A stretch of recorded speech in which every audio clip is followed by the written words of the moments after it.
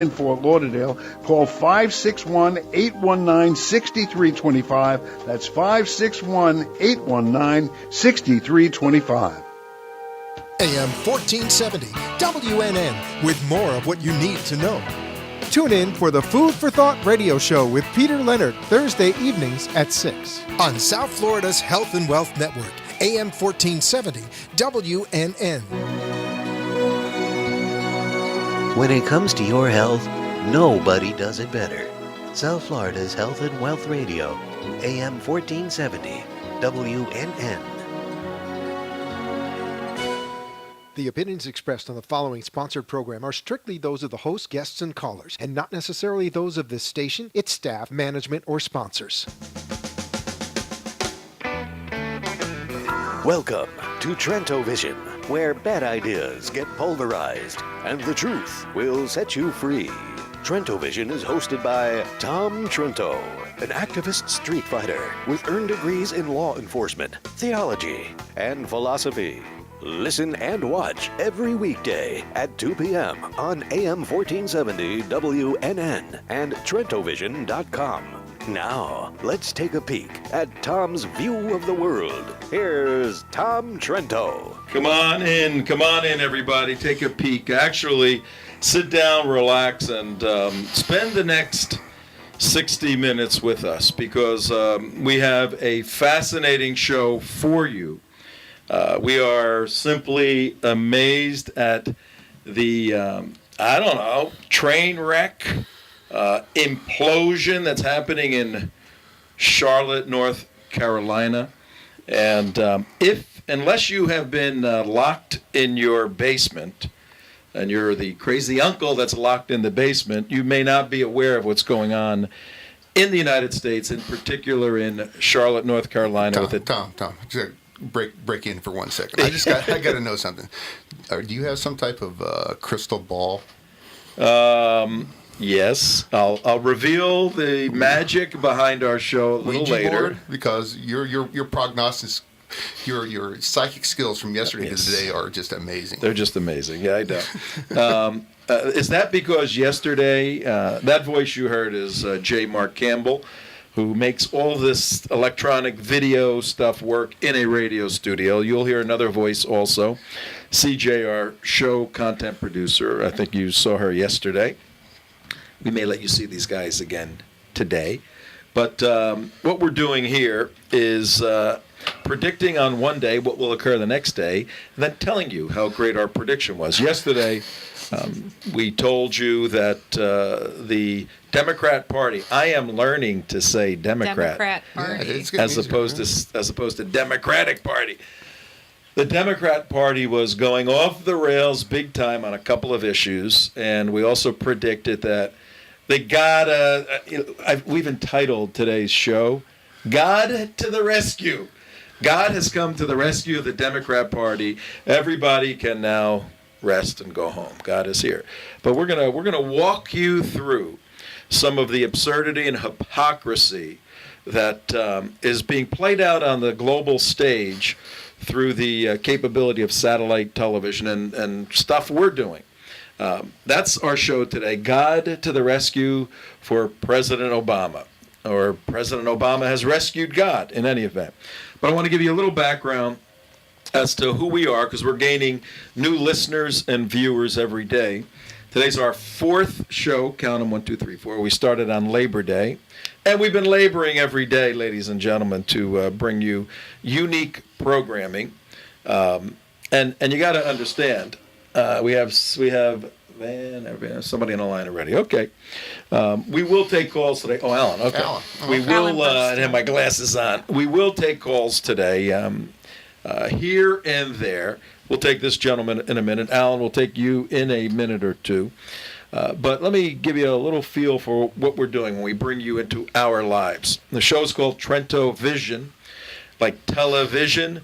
But, through the years, I have had a lot of experiences and a unique education and done some crazy work. And many of you know that I direct an organization called The United West. The United West is a nonprofit educational organization dedicated to counterterrorism issues to fighting Islamic Jihad here in the U.S. and other places, to fighting the Muslim Brotherhood. Oh, wait a minute. You want to talk about predictions? Yeah, our allies. February of 2011, we predicted, as Tahrir Square was in flames, that, the Muslim Brotherhood would take over Egypt and then set up themselves to attack Israel at some point. Oh, what an amazing prediction that was. We'll show you a video on that and prove that. And also our prediction how the Muslims here in Florida and everywhere else throughout the country are going to team up with the Democrats. Everybody called us crazy when we said that. Oh, the Muslims are teaming up with the Democrats. Well. See, when you abandon God, you open the door for anything. And understand, we are experts on Islamic doctrine, Islamic theology. God, as articulated in the U.S. Constitution and the Republican platform, is not the God of the Islamic world. Allah and God are two different things. Very, very important. But we'll do a theology lesson a little later. But the point is, we've been fighting bad people and bad ideas, pulverizing, as the intro says, bad ideas for quite a while. But we decided to launch this venture in particular to educate voters all over the United States for the event that's going to take place 61 days from today. Somebody do the math. What date was it 61 days ago? I think that'd be an interesting figure to show you guys and to let you hear, the listeners, how quickly 61 days goes by. And we guarantee that in 62 days, the world's going to be a different place either way. But we launched Trento Vision to go into some of the bad ideas in the Democrat Party. What about the Republican Party? Start your own show if you want to do that, okay? This is our show.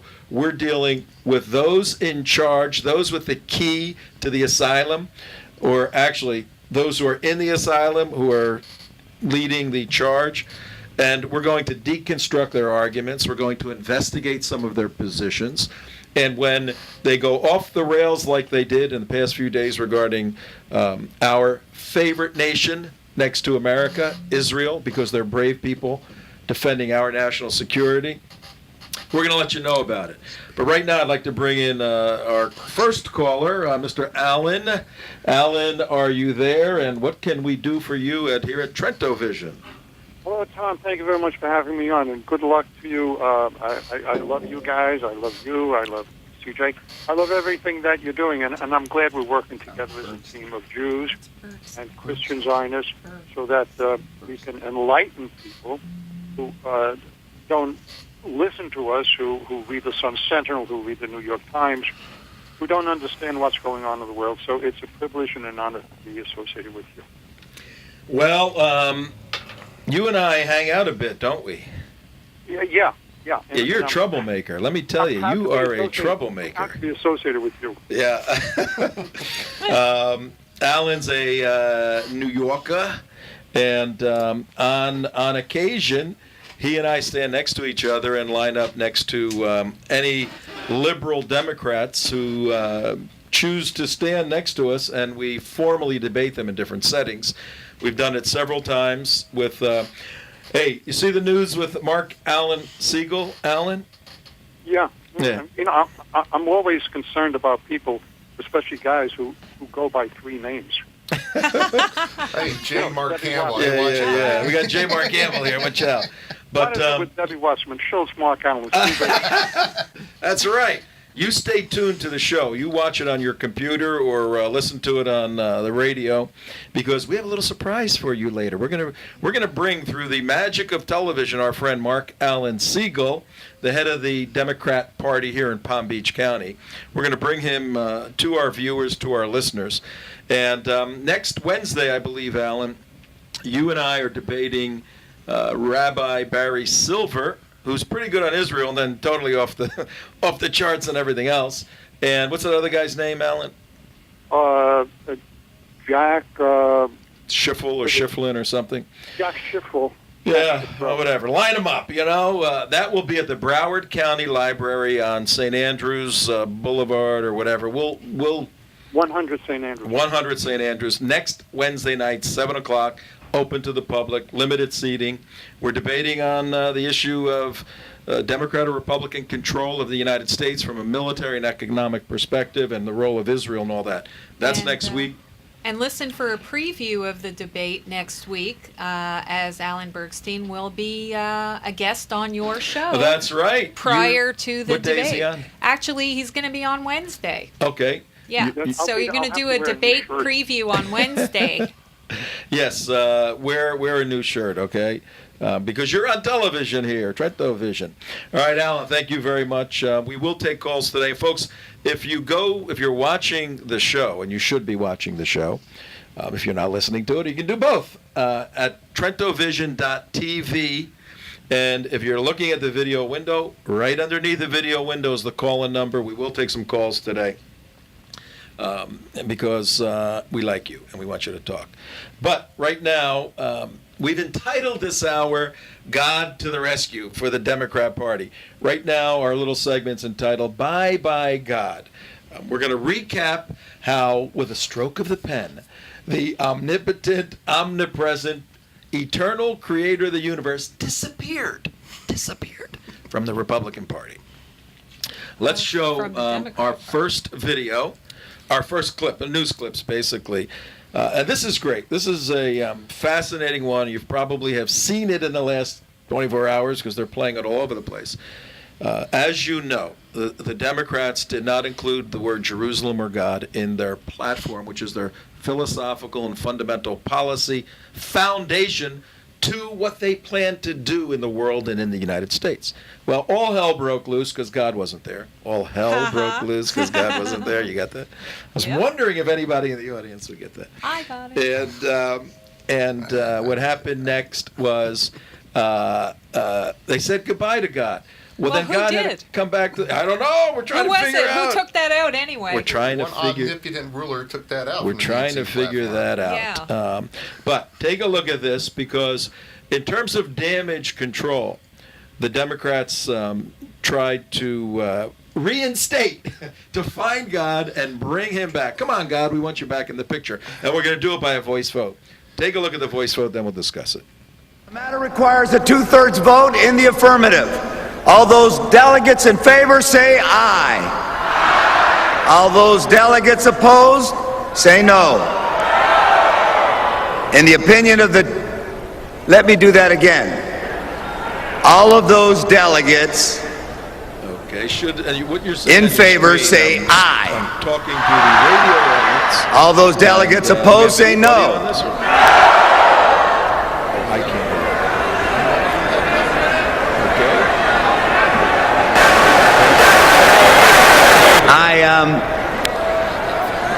I guess... All right, let's just. You've got a rule, and then you've got to let them do what they're going to do. I'll do that one more time. All those delegates in favor say aye. All those delegates opposed say no. In the opinion of the chair, two-thirds have voted in the affirmative. The motion is adopted, and the platform has been amended as shown on the screen. Thank you very much. Thank you. The matter requires a two-thirds.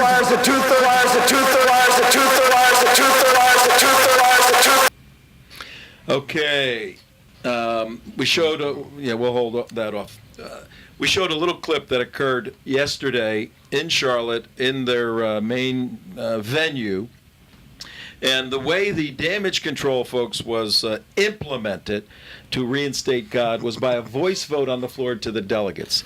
The delegates are selected in every state, and based upon the number of congressional seats you have and other factors, you're awarded so many delegates. And typically the party either selects or there is an election process. But the delegates are the people that come and take votes on nominating the individual and changing the platform. Is that up right now? Yeah, I just Okay. put our friend Muhammad. All right, yeah, leave Mohammed up there. We're Yeah. going to talk about him for a minute. Yeah. So yesterday, Antonio Villagrosa, the mayor of the City of Angels, Los Angeles, he was moderating, and he's one of the chairmen of the committee and the party. he was moderating the voice vote to modify the platform to reinstate both God and Jerusalem. I got a magic disappearing microphone. And he took, and watch this tonight too on your own TVs at home. He took a voice vote. He simply went out and said, okay, ladies and gentlemen, and they had up on the screen the actual changes to the word, to the copy, up on the screen, and they took a voice vote to approve it. And you need a 2/3. Now, out of 100 people, class, out of 100 people, how much is 2/3? Bzz, Oh. More than half? Okay. More than half? It's more than half. It's More than about half. 66. It's about 66 66.6, 66 and change. And change. Yeah. And so you need, out of 100 people, 66. Now, I happen to have 3 people sitting in the studio with me. All right? We're going to do a test, a real live forensic test. I want 2 of you. Can you hear me over there? You got earplugs in? Okay, you're good. A little bit of a delay there. All right, take your earplugs out. I want a voice vote. I want 2 people, 66% to say A, and 33% to say nay. Okay? How many in favor of the motion? Hey! Oh, you're supposed to. I'm with him? Yeah, you're with Okay, him. I'll Yes. try He told me I wasn't with him. Oh, okay. He said, no, you're not with me, CJ. We're going to do it both ways. This is live television, folks. How many in favor of the motion? Hey! How many opposed? Nay. Okay. Now let's reverse that, okay? Okay. How many opposed to the motion? You guys. Nay! How many for the motion? Yay! Okay. It's pretty easy for me to hear that the majority ruled in that case. Yes. But for me to say that the 33% guy won is called voter fraud, okay? What you saw yesterday at the DNC was a graphic example of what we're all concerned about, voter fraud by Democrats in the coming weeks, and starting with absentee ballots, military ballots, all of that. Well, you saw voter fraud yesterday, and there's no other way to conclude that that was not voter fraud than to simply see what it was. I think we have another clip. Are you ready with Tom, that and one? Yeah. by the way, the ayes have it. When he announced it, it was on the teleprompter before the voting that's was right. finished. Oh, this was great. Okay? Let He me- was reading it off the teleprompter while everybody was booing and saying that the ayes had it. It was I'm not already a- I'm not a approved big before fan. they voted. And our friend Muhammad, he was really Well, clearly yeah. upset. I'm not a big fan of Antonio Villagrosa, the mayor of Los Angeles, going out there quite a bit. I felt sorry for the guy. I Yeah, really Oh, did. that I was did, 'cause sad. He was trapped. I mean, Yeah. he was trapped. He was yeah. trapped This like his a first rat. time. Yeah. He goes, What do I do? okay, everybody. He thought it was going to be real easy, Yeah. and there were more nays. Yeah. No, we don't want God. We don't want Jerusalem in the platform. There's more of that. It took 3 tries. Then he goes, okay, let's we're try going to do it this again. over again. Yeah. And the way he projected himself as a speaker, okay, we're going to do this over again. Like, everybody, please vote the right way. And there were more nays again. Each time it got more nays, He got actually. the Just got order. first name, yeah. Yeah. Valerie Jarrett, our sources tell us, got the order to him to say, you better get Jerusalem and God back in there. We didn't want it in there. You better put it back in there. And And the Michigan delegation was It- very, very upset. it was a no the second time. And now Villagrosa had to make a decision. And he didn't know what to do, and the parliamentarian comes along and she goes, you better just do it, and whatever happens, And happens. just push it under the table. This We'll figure it thing- out later. Yeah. This Yeah. thing was so screwed up, so he asks for a third vote. Yeah. And on the third vote, it's no, we don't want God. We don't want Jerusalem in our platform. And he goes, as you were just saying, CJ, he Yeah. goes, in the opinion of the chair, he was the chairman, the ayes have it, God in Jerusalem is saved. President Obama saved Jerusalem and God. But then, put our friend Mohammed back up there. But then the cameras cut to Mohammed. And for all of you Democrats who believe that the Muslim world is your friend, all Jews in particular, believe that the Muslim world is your friend, take a look at Mohammed here. How do you think Mohammed was voting yesterday? Look at the little sign. It says, Arab Democrat. This guy was ferocious in his statements, rejecting God and rejecting Israel. Why? Because God is not God to him. Allah is God, and you don't put God or Allah in a democratic document because Islam, is not compatible with democracy, said by Islamic leaders worldwide, number one. And number two, he ain't too hip on Jerusalem being the capital of Israel, all right? And I don't know if he was, Mark and CJ, part of the Michigan delegation. They were highly upset. But I saw interviews with the Michigan delegation, and they're going, we don't want God, and we don't want Jerusalem in there. And Paul Begala and all the foot soldiers of the president were going, well, who are those people? They're just delegates. They don't know. The president loves Israel. The president loves God. All of that nonsense. So now let's go to Wolf Blitzer, this cut. Do we have it? Already. Is it a talkie or is it a silent film? It's a silency film. So you got to listen to it. We'll come back on after it. Governor Strickland, Paul Begala, I don't know about you, but to me, it didn't sound like a 2/3 majority. It sounded like 3/4? I don't know. 5/6? I don't know what it sounded like. 99/100? At best, maybe it sounded even, if you will. But what do you think? Beyond awkward. It's embarrassing. It's stupid. It's an unforced error by my party. They don't need them. Look, the Chief Justice of the United States made a mistake with the oath of office. Everybody makes mistakes, even the smartest people and the smartest enterprises. He's got a lifetime appointment. That's a great point, Gabe. But I can't defend that. First off, people need to know.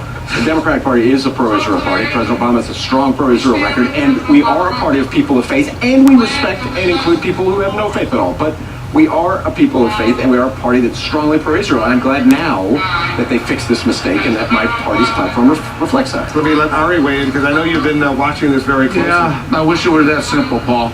Many Democrat leaders in Congress are pro-Israel, but the problem the Democratic Party has is the grassroots has a fundamental, significantly large bloc that wants to be neutral between Israel and Palestinians.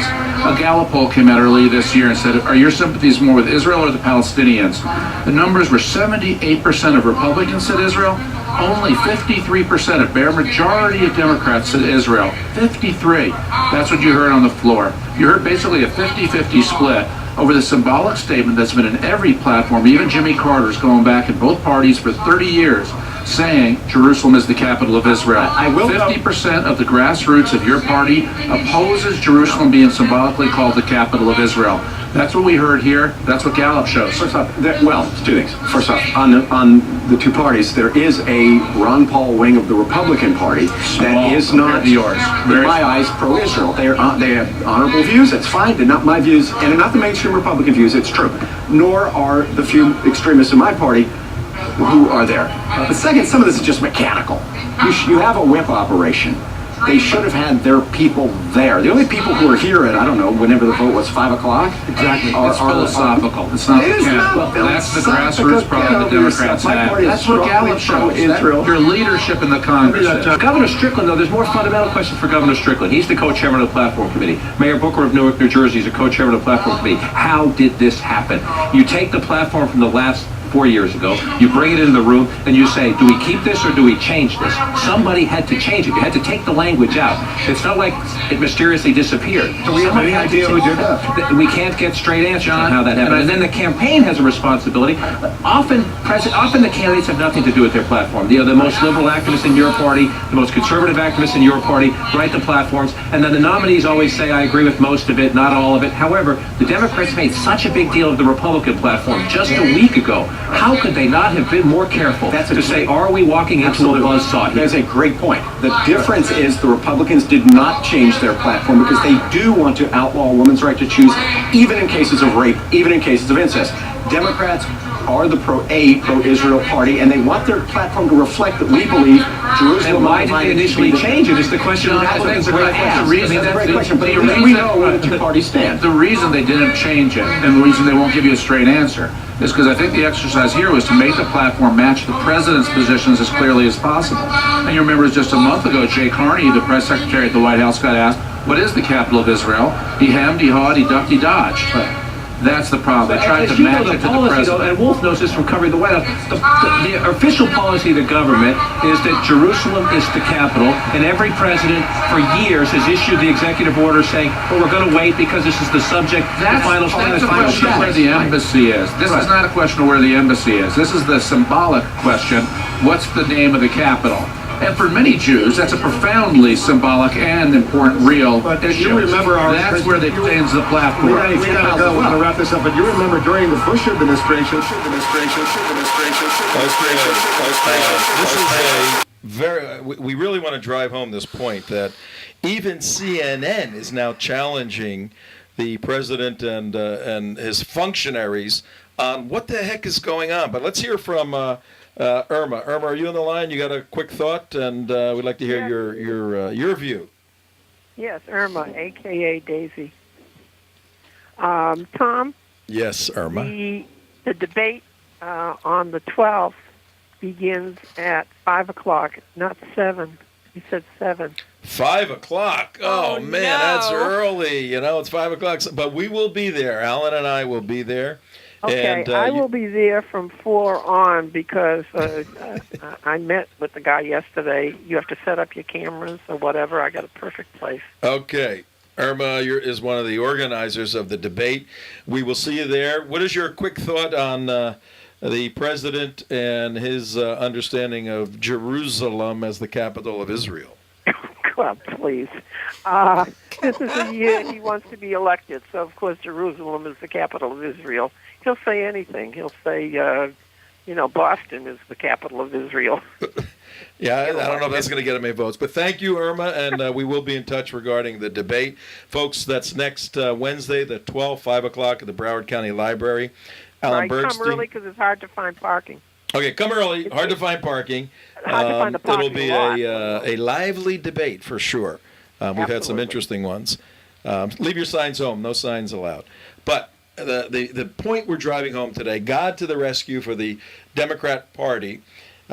And they dropped the name, they being the Democrat Party, dropped the name of God in Israel, God in Jerusalem, out of the platform. It was rescued last night by the wonderful, clear, definitive voice vote on the floor. But let's dig a little more deeply into this administration. Let's take a look at when the Democratic National Convention wasn't taking place. Let's look at Jay Carney, the press secretary for the president. And you know what? If I had to work for the president, I'd want a tailoring budget for the sweat that's going to be in all of my clothes. If you work for the president, you will be in the middle of sweating constantly because reality goes in one direction and what you have to say goes in another direction, and you sweat like crazy. Watch Jay Carney, the president's press secretary, as he's asked, what is the capital of Jerusalem? Is this administration considered to be the capital of Israel, Jerusalem or Tel Aviv? I haven't had that question in a while. Our position has not changed, Connie. Can we... What's the capital? You know our position. I don't. No, she doesn't know. She doesn't know. That's why she asked.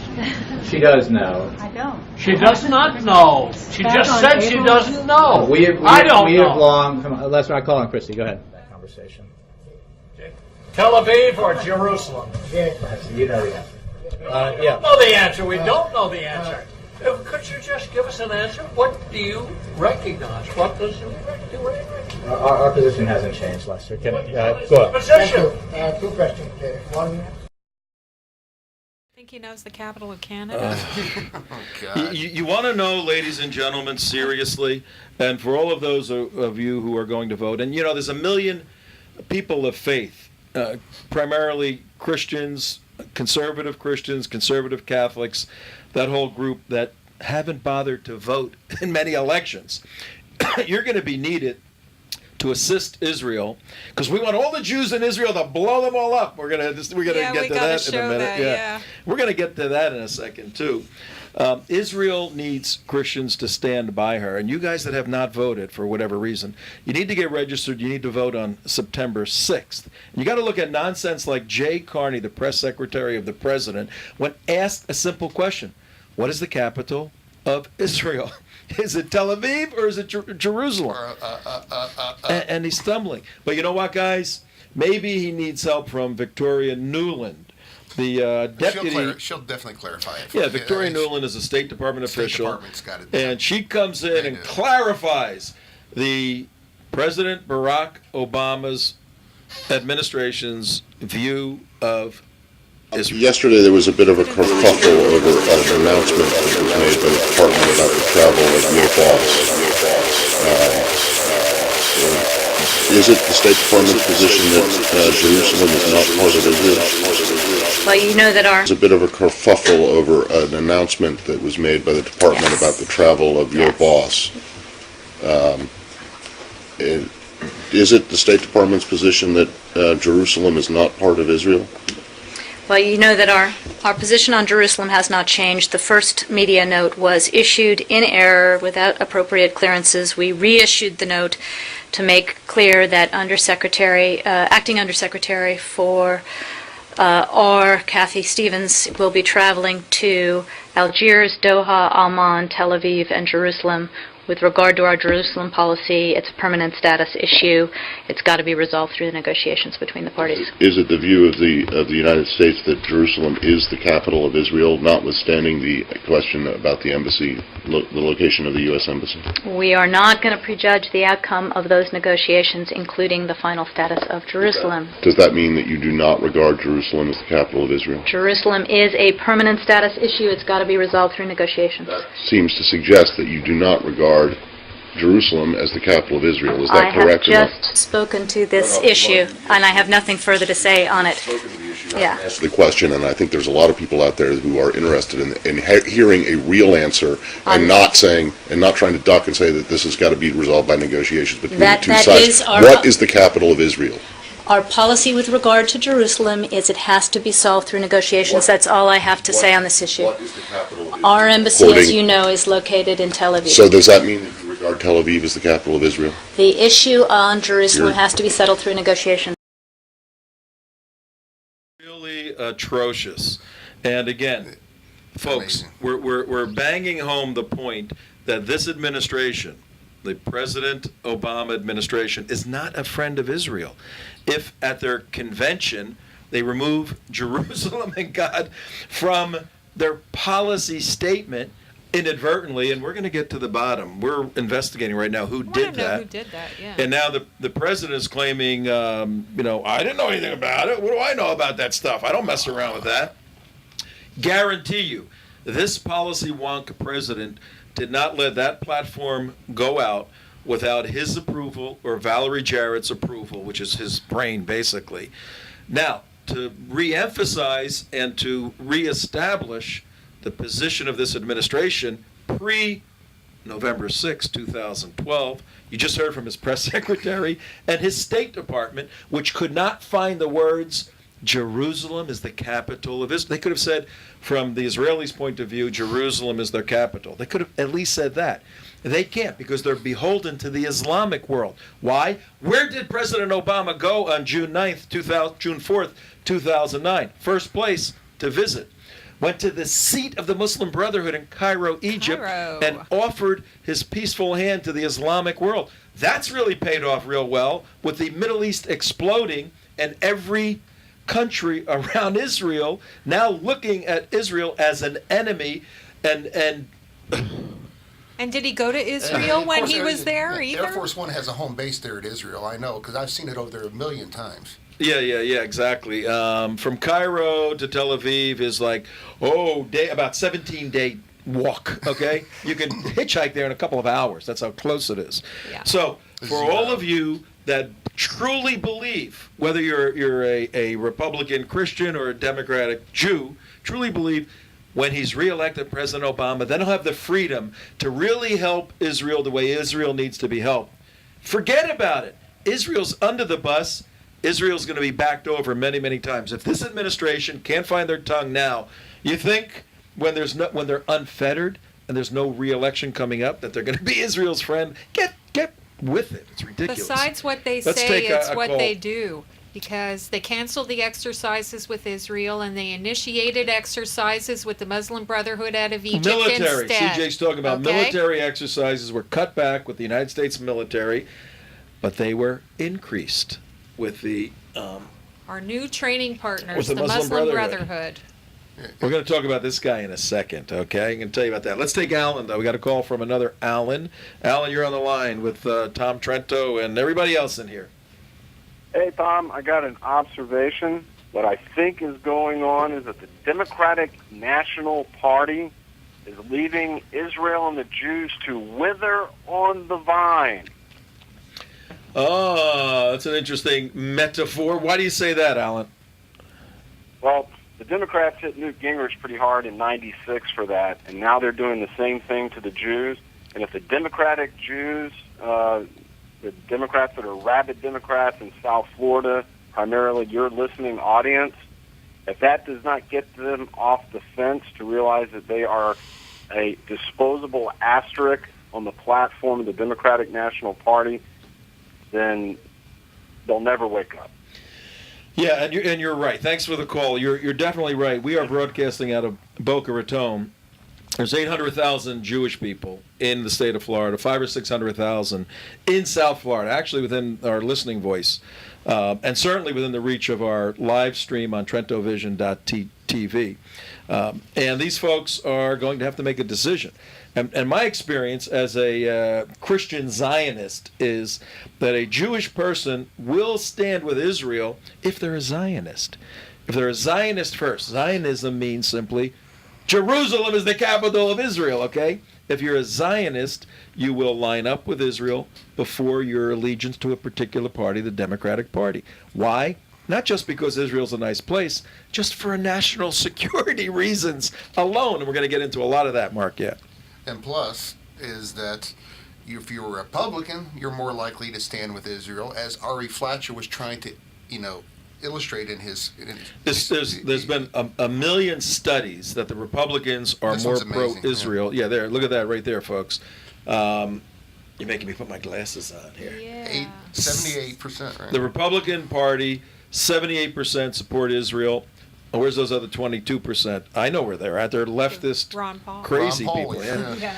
And 53% of Democrats. Right there, folks. That tells you. I mean, that's the reason that floor voice vote was it. That was about a 50-50 split. That Pew it poll right is there. verified right there. Yep, that's or Gallup perfect. poll, I'm sorry. Yeah. Yep. Now, we're waking up the voters in the state of Florida and other swing states because this is so important, this election. But maybe the answer, ladies and gentlemen, maybe when all hell broke loose, the president called up his point lady in South Florida and said, Debbie, go get me Jerusalem. Put Jerusalem back in the mix. And he commissioned the chairman of the Democrat Party, Debbie Wasserman Schultz, to a congresswoman just a little bit south of where we are sitting right now. He commissioned her yesterday and said, go save this thing, man. Go fix it. Watch Debbie Wasserman Schultz, a South Florida, off of getting caught in a lie. yeah, a South Florida congresswoman who yesterday got caught in a lie regarding what she said about U.S. Ambassador from Israel to the U.S., Michael Oren, great guy, saying that he said stuff he didn't. He had actually read a statement saying, I never said that. Her nose grew about 2 feet. But watch her wonderful articulation of a non-confused issue right now. Personal view, and something as significant as amending the platform during the convention, because it was the president's priority, demonstrates yet again that he always has had Israel's back and always will. And obviously something very much of concern to you. It's a key constituency. You represent a district where you have a number of Jewish American voters. It's very personal to you. We thank you very much for taking the time. Anderson, back to you. That Israel has never had a greater friend. I like that feedback. That is one funky chicken. This is our favorite chicken. Zoom in on the This is our favorite chicken here. Yeah, zoom in on this. Let me hold the chicken like this. This is our chicken. This chicken has traveled with us all over the world and usually winds up in somebody's bed or somebody's meal or something somewhere. We have some comedians that travel with us. But metaphorically, the show today and the situation in America right now is represented by this dead chicken. Israel is dead meat. Israel's a dead chicken right now as it relates to the United States of America for two reasons. Number one, this administration, and we will prove this, folks, as we analyze who the administration is. We've been making a reference to Valerie Jarrett many times. She's the president's really top advisor. Probably not too many people know that Valerie was born, where, anybody know? Iran. In Iran. Valerie Jarrett, the president's top advisor, was born in Iran. And, does that mean that you can't be a good person if you're born in a foreign country? Maybe. Particularly Iran, maybe. But we're going to look into that. And we're going to look into other advisors, and we're going to show you an incipient, consistent, anti-Semitic viewpoint in this administration. And but for the U.S. Congress, where there are some Democratic leaders who are pro-Israel, Democrat leaders, and many Republicans, Israel would be in a mess if something broke out today. And we all believe that Israel will attack Iran before the election necessarily. And we'll do shows on that. But here's where Israel is standing. Now, and Debbie Wasserman Schultz has to toe the party line. She's got to fix all the damage and say, the president's a wonderful friend of Israel. Notwithstanding his historic beliefs and his practices. Oh, but he gave money to Iron Dome. I mean, that seems to be all that money was already apportioned from George Bush. We'll get into those details. Right now, in other shows, it's great having a daily show.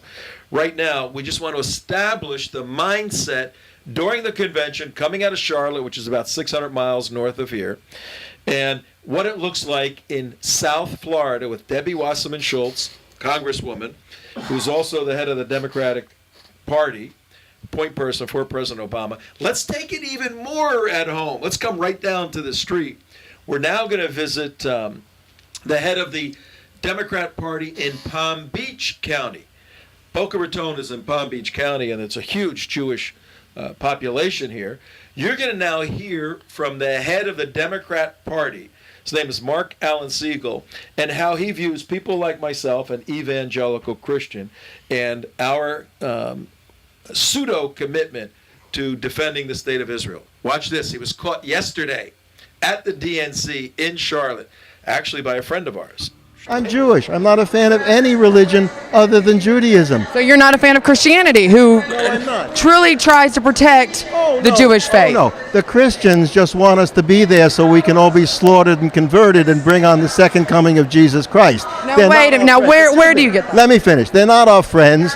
They want Israel to pursue policies which are antithetical with its security and existence. The worst possible allies for the Jewish state are the fundamentalist Christians who want Jews to die and convert so they can bring on the second coming of their Lord. It is a false friendship. They are seeking their own ends and not ours. You sound like you're the opposite of anti-Semitic. You're anti-Christianic? No, I don't believe that the fundamentalists urging a greater Israel are friends of the Jewish state. Now, do we convert before we die or after? How does that work? Well, there's two things going on. I want your thoughts briefly. Then we're going to listen to Wes from Brooklyn in a minute. But what's important here is not so much the theology, because I will develop the Christian theology as it relates to eschatology, end times, and how many Christians view the role of Jews, all of that. I'll lay that out for sure in other shows. Those are other shows. Okay. But this is the head of the Democrat Party in Florida, in Palm Beach, taking this view that Christians are useless and enemies. Mark, your thoughts on CJ? Yeah, I'm going to give you my thoughts from my wife, who's a Democrat. We did the pre-production on this, and we showed her this clip, and she was just aghast. She goes, "Oh my God, how this is not a Democrat. This is not an open, tolerant person. How can this is my idea of Democrat is open tolerance to homosexuality, to all this other stuff. She says, how can this person even be involved in even related to the Democrat Party whatsoever? Says our party has just gone completely off the rails. CJ, your thoughts? They are off the rails. The Democrat Party is the party of hate and intolerance. There's absolutely no doubt about it. This is not the Democrat Party of the 1940s. I voted for President Kennedy as a little kid, This is not the heroic party of years gone past, where liberal really meant liberal, open-minded, tolerant, thinking. That party is gone. This is the party of Jeremiah Wright. This is the party of Al Sharpton and Jesse Jackson and the new Black Panther Wasserman Party. Schultz, the Black Panthers, the Hate Everybody Muslims. Let me sum. And now we have the Hate Everybody Jews too. Let me sum it up. It's and again, this show is going beyond typical talk shows. We're gonna dive down into some of the deeper issues, the philosophical issues. One of the fundamental presuppositions of a free society is that you're allowed to think whatever you want, but you must control your behavior. So we allow people to think crazy stuff. When thoughts lead to behavior that's criminal, then we move and stop them. That's a First Amendment right, primarily. So let's say, for the sake of argument, I'll argue differently, but let's say for the sake of argument that Christians want all Jews to be in Israel for some whatever, the end of the world, whatever, okay? So what? What is their behavior? Why are Christians putting themselves on the line in terrible situations many times to help Jewish people? And that, look at their behavior. Forget about what their thinking may be, though, as I said, I'll argue that's not the primary thinking. There are some that may think that way.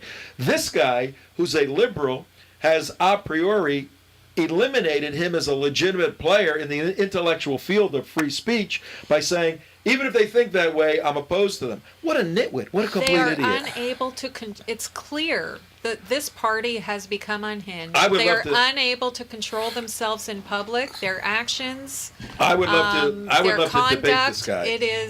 It's the behavior of out of control children is what we are witnessing on the campaign trails at the local level, national, I'm watching the clock here. and at the convention. I would love to debate this guy at some point. But let's hear from Wes first in Brooklyn. Wes, your thoughts on all this insanity?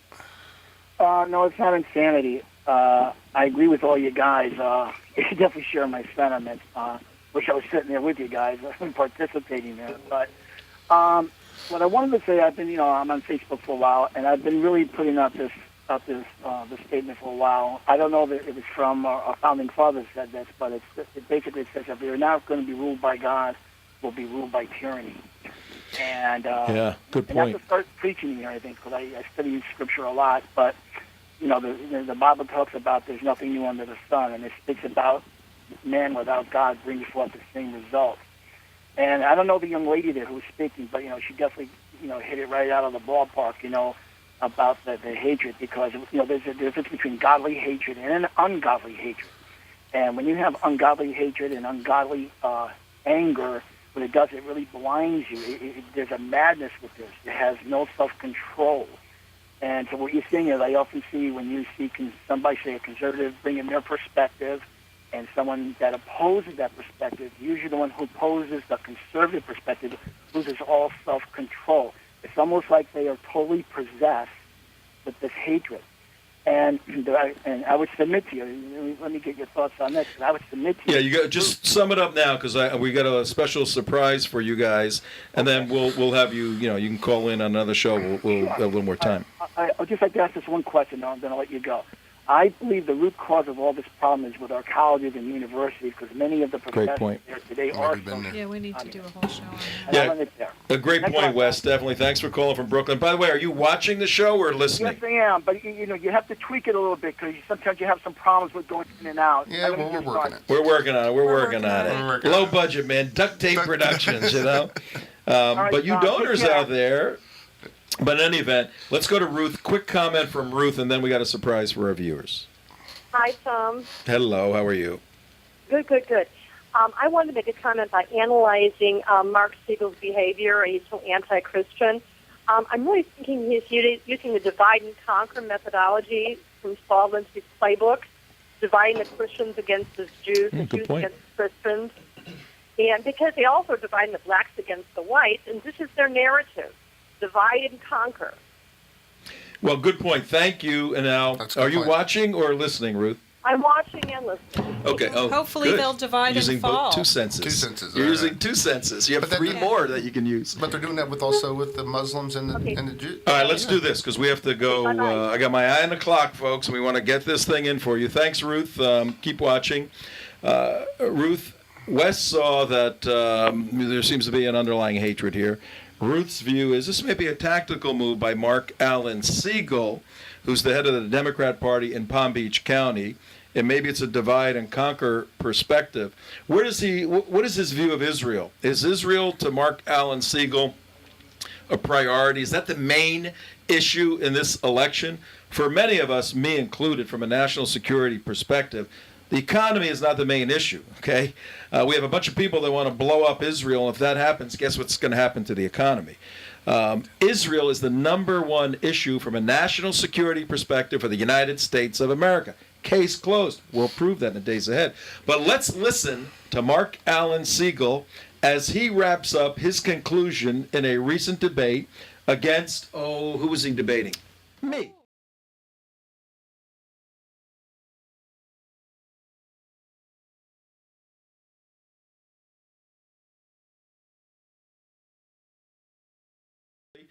Yesterday he was on now.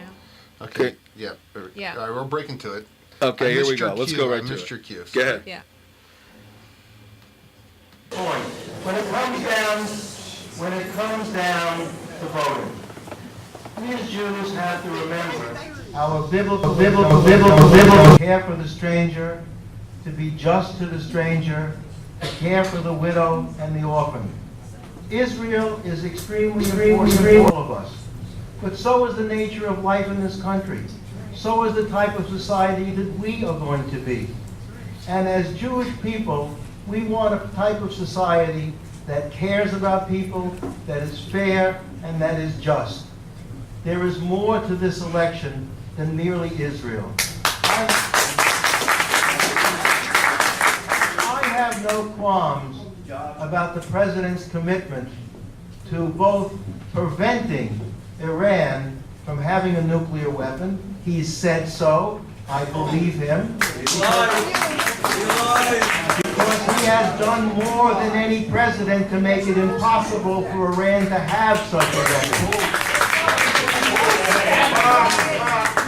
But once we get over that hurdle, we have to look at the rest of the platform of the Democratic Party and the Republican Party.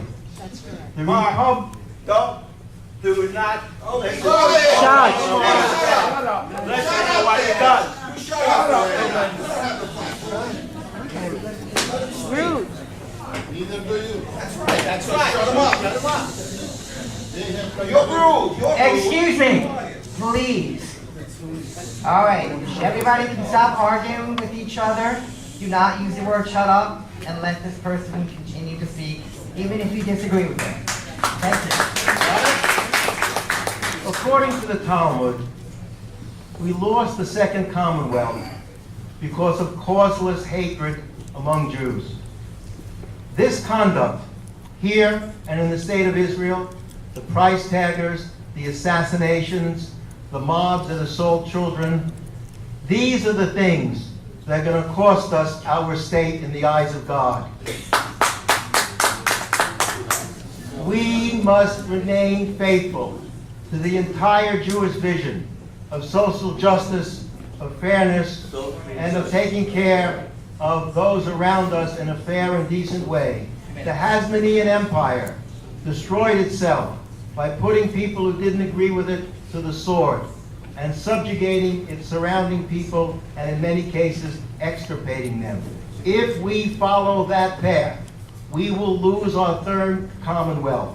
It is upon us to behave properly and to seek peace, chase peace, do everything we can to find peace, because only then do we have any chance of attaining it.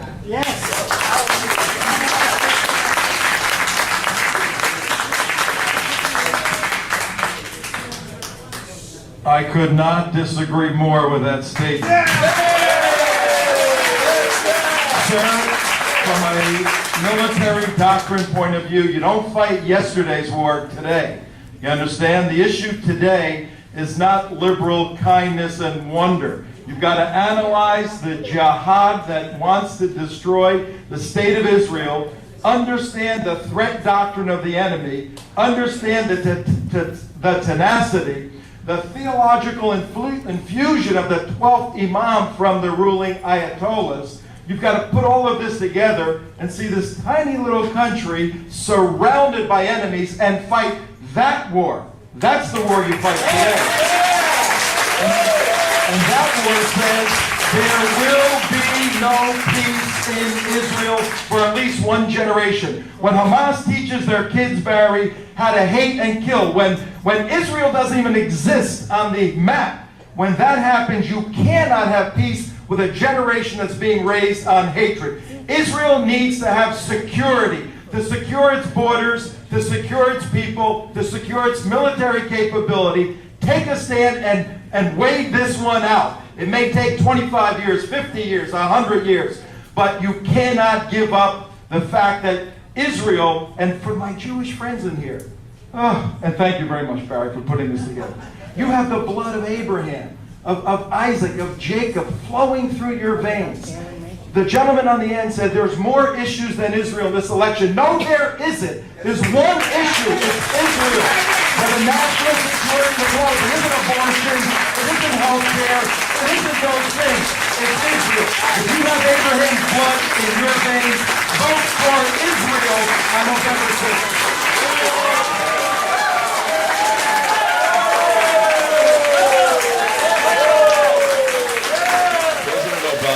Is just pro-Israel enough, ladies and gentlemen, to fool most of the Jews most of the time. He's just pro-Christian enough to fool most of the Christians most of the time, and pro-military enough to fool you veterans most of the time. Get with it. Tune in tomorrow. We're here. Thank God for the truth. See ya.